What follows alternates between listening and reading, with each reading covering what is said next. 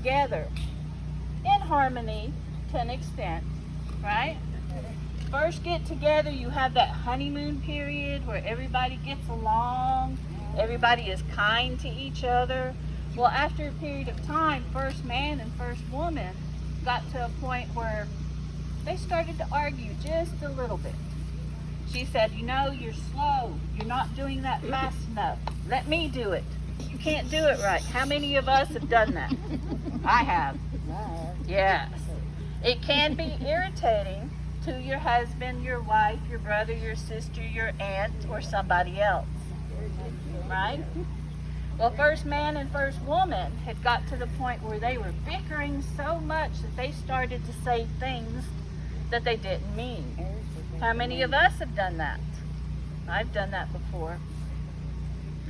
Do we really mean those things in that anger, emotion? A lot of the times not. But that didn't stop first man and first wife from arguing and bickering. And she got to the point where she was just tired of it.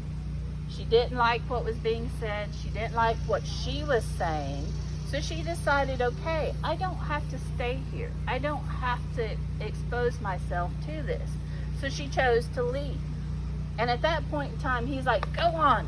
I don't need you. Just go on. And so she did. She left. And as she was going down that path, first man looked at her and said, bye, see ya. I'll be fine. But you know what happened? Later in that day, he got hungry. And all of a sudden, he wanted her home to help prepare the meal. But she wasn't there. I don't need her. I can take care of myself. And so he did for a short period of time, but he burnt the food. It was not very appetizing. He did not like it.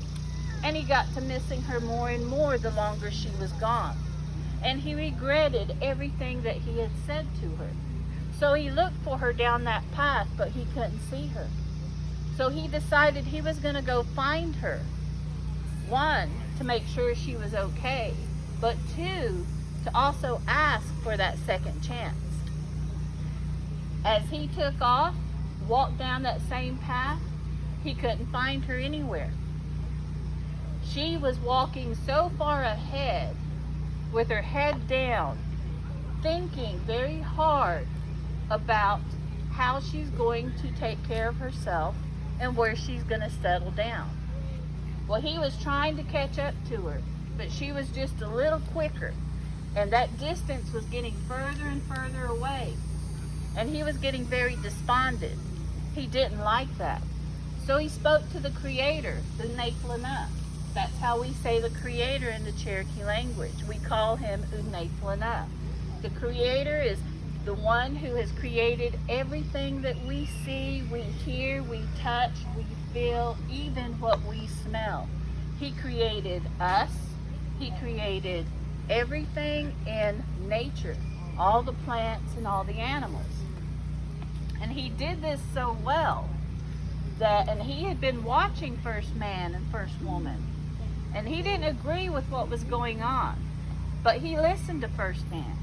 First man said, what can you do to help me? I cannot catch up to her. And he said, let me think about this. Well, he knew first woman loved to gather fruits and berries, nuts and other things, herbs out in the forest, things that we use for medicine. So he decided it's really close for the time for the blackberries to be ripe. So instantly, all the blackberries in front of her turned ripe. He was hoping that would cause her to stop to pick those blackberries. But she was walking so intently with her head down that she didn't even notice all the ripe blackberries around her, and she kept going. Did not slow her down, not one little bit. And as she continued to walk, the Creator said, let me think of something else that she might slow down for. So instantly, in front of her, he caused all the wild blueberries to ripen immediately. He knew that she would stop to pick those blueberries. but she still had her head down, walking in that straight path ahead of her. She didn't even slow down for the blueberries.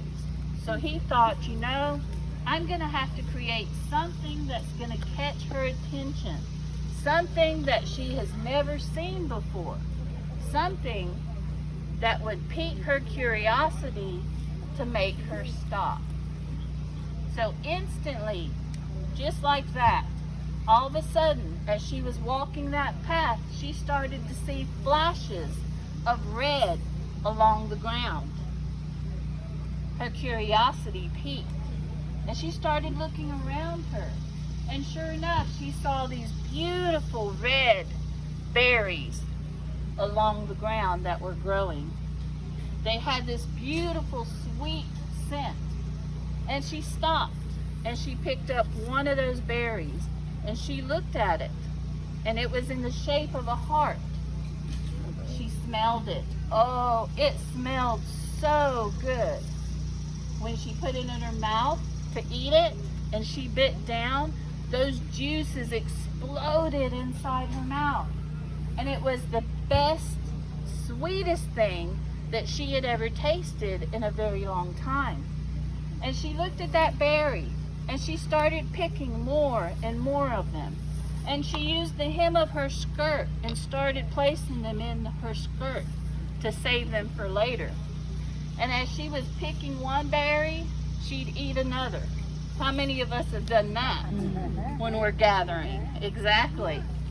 So as she was picking those berries and gathering them, it made her remember her husband back home.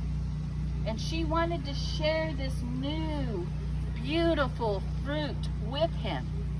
But he was way back there. And she wasn't ready to go home just yet. So she sat there and continued to gather.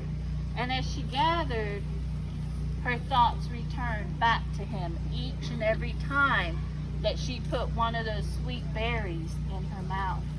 To the point that she couldn't hold or contain this wonderment any longer.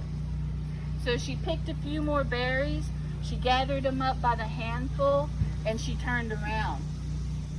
And she started walking back in the direction of home, back in the direction of First Man. And it wasn't long before she was on that path, and she looked up. And in the distance, she thought she could see him. And as she got closer, she realized, yes, that is First Man. That is my husband. And as they recognized each other and started running to each other down the path, when they came together again, the first things out of his mouth was, I am so sorry for the bad things I said. I didn't mean them. I was angry at the time. Please forgive me.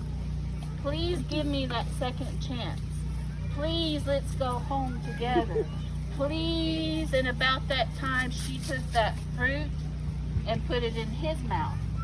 And when he bit down and those juices flowed within his mouth and exploded, and he tasted that fruit for the first time, he was astonished. And he asked her, what is this? Where did you get it? And she simply said, the Creator gave it to us. And this is a reminder to each one of us of the love that we share amongst each other. That promise between First Man and First Woman. That promise of forgiveness. That promise of second chances. That promise that we make to each other when we are in a relationship and we commit ourselves to another in marriage. I heard it a few seconds ago. Who has a guess of what that new berry was? Strawberry? Say it loud. Strawberry. That was the first strawberry. So what do you think? Good story? Yes. Beautiful story. Be